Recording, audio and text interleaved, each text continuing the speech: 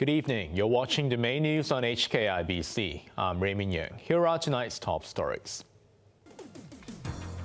Former Malaysian Prime Minister Najib Razak begins serving a 12-year jail term for corruption. Hong Kong students heading to the mainland will be able to use the so-called compassionate quotas to cross the border. And some non-emergency services at public hospitals are suspended as more beds are allocated for COVID patients. Malaysia's former Prime Minister Najib Razak has begun serving a 12-year jail term after the country's top court rejected his final appeal against corruption charges. But years of protracted legal proceedings surrounding the state-owned wealth fund 1MDB will continue as Najib faces more trials revolving around the scandal. Chants of Hidup Bosku or Long Live My Boss rang outside Malaysia's top court this morning. The atmosphere was intense as supporters of Najib Razak turned up at the federal court in Putrajaya to rally behind their hero. Under a heavy security escort, Najib arrived at the courthouse just after 9 a.m. The former Prime Minister had been on bail since 2020, when he was found guilty on 7 counts of abuse of power, money laundering, and criminal breach of trust involving the state-owned wealth fund 1MDB.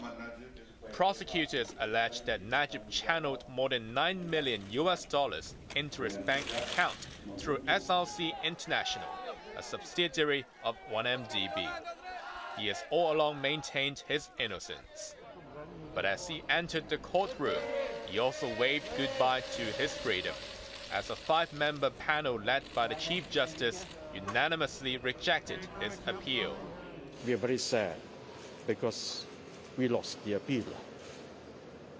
I only say that we seek comfort and solace in the words of a great Indian jurist who said that the Almighty alone can dispense perfect justice.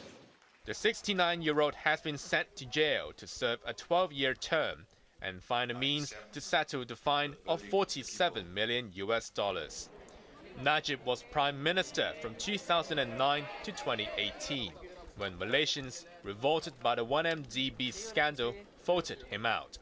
The case garnered international attention, with one lower court judge branding Najib a national embarrassment, while the United States, which dealt with some aspects of the case, said it was its largest ever kleptocracy investigation. Hong Kong students going to the mainland will be allowed to use the compassionate quotas. The move is aimed at helping students who have encountered problems in crossing the border. Macy Mock reports. About 18,000 Hong Kongers will pursue higher studies on the mainland in the new academic year starting next month. There will be 3,000 first-year students among them. Lawmaker Kit Sun Yang noted last month that hundreds of students weren't able to go to the mainland as they couldn't get a plane ticket because of limited seats. Another 1,000 were unable to get one of the 2,000 daily slots to cross the land border. Education Secretary Christine Choi urged students to register on the government's website by Friday for a series of special arrangements to facilitate travel to the mainland. She said students will be included in a compassionate quota, which was originally for those such as the elderly who urgently needed to cross the border without having to wait for the daily slots. Students who apply will also have priority in booking flights, the number of which between Hong Kong and mainland will be increased. In another move, the government is in discussions to allow Hong Kong students to quarantine in Macau before going on to the mainland. DAB lawmaker Stanley Lee said some students might not be able to receive a PCR test result on time. He said the government should offer them a faster testing arrangement. Maisie Mock, HKIBC.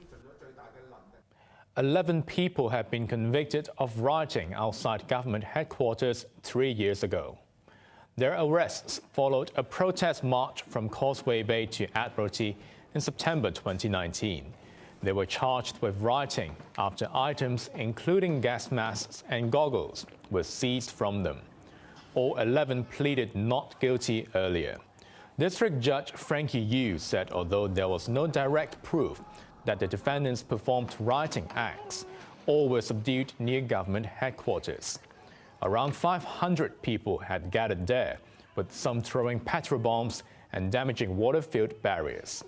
Yeung said considering their attire and their equipment, the charges were proven beyond a reasonable doubt. 9 of the defendants appeared in court today and will remain in custody.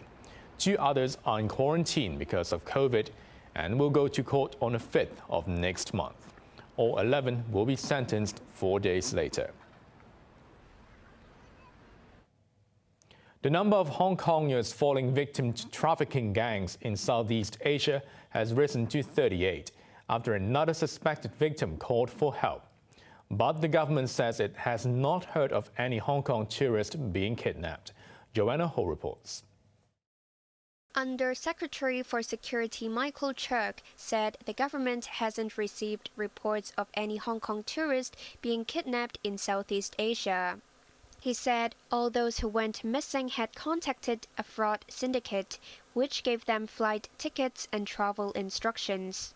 But former Yau Tsim Mong District Councillor Andy Yu told a radio show this morning that he received a request for help from a person who was abducted while traveling in Thailand.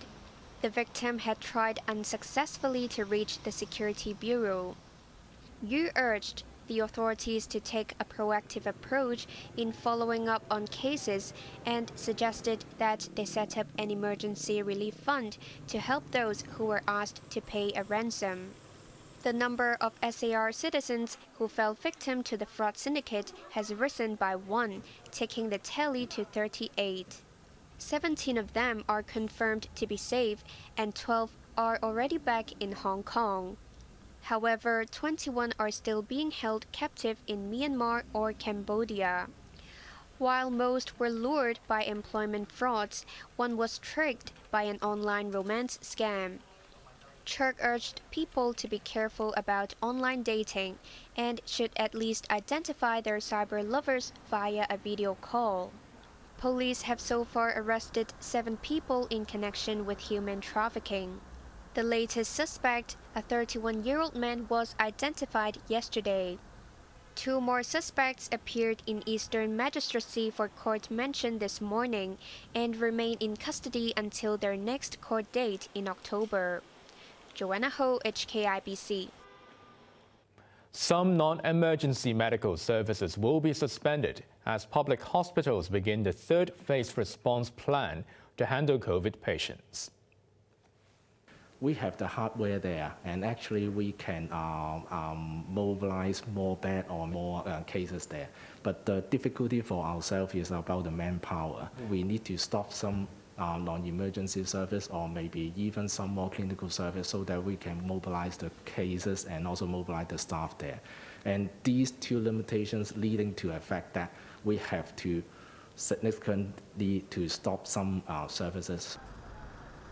The Phase 3 response plan allocates up to 5,000 hospital beds for COVID patients.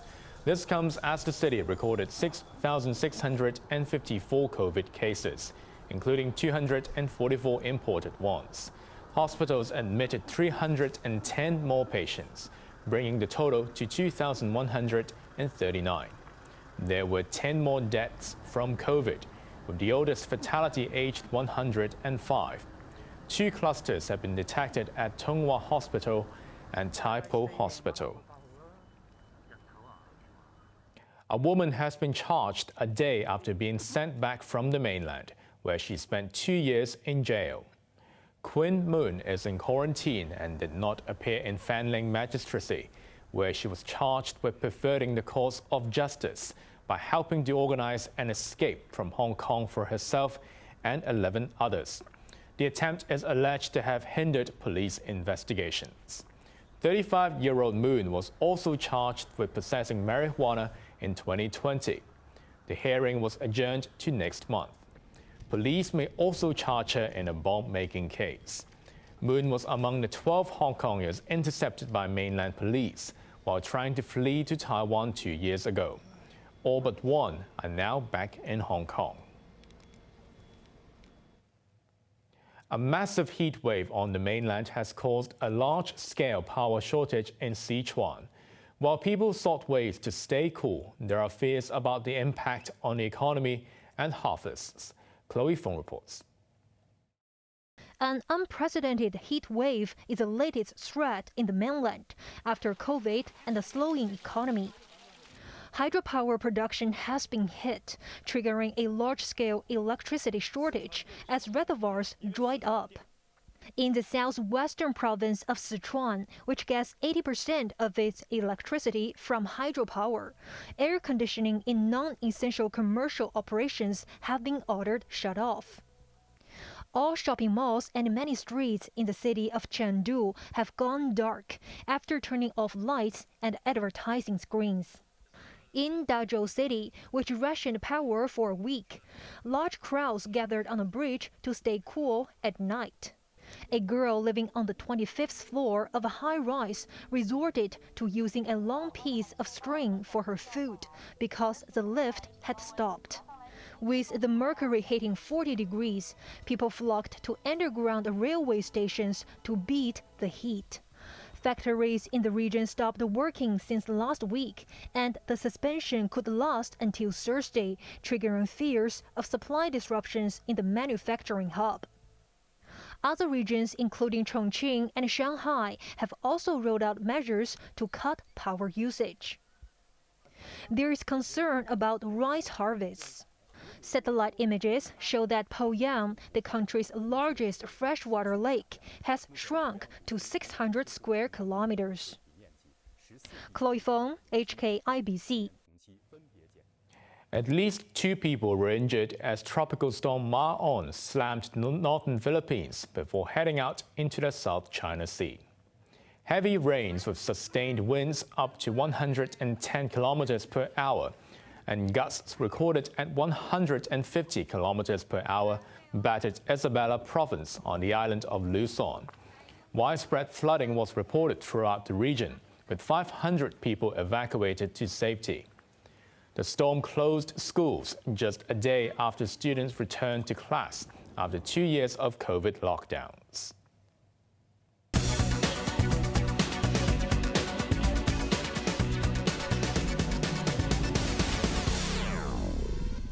The Hong Kong stock market plummeted to a 3-month low today amid fears of U.S. interest rate hikes and a power outage in Sichuan province. The Hang Seng Index lost 0.8% in a sell-off led by auto stocks, with investors worried about production cuts in Sichuan. Geely Auto plunged 6.3%, while Great Wall Motor lost over 4%.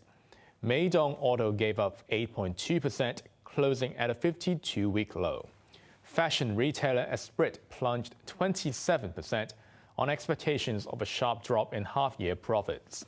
Some sports stocks outperformed, with Enter Sports jumping 8% before settling with a gain of 4%. Now let's take a look at the markets. The Hang Seng ended the day down by 153 points. To the top 10 active stocks, Tencent was up $2.20. The tracker fund was down 24 cents, while Geely Auto was down $1.08. JD.com up $2.60, CNOC up 33 cents, but BYD Company was down $5. To the forex trading against the Hong Kong dollar, the euro's at 7.79, the pound sterling 9.23, while the Australian dollar at 5.39. Over in Europe, the London FTSE is currently down 60 points. Looking ahead, it will be very hot at first tomorrow, but showers and thunderstorms will arrive later. Temperatures will range between 28 and 33 degrees. Conditions will deteriorate on Thursday when tropical cyclone Maon arrives. Now let's take a look at the weather around the world.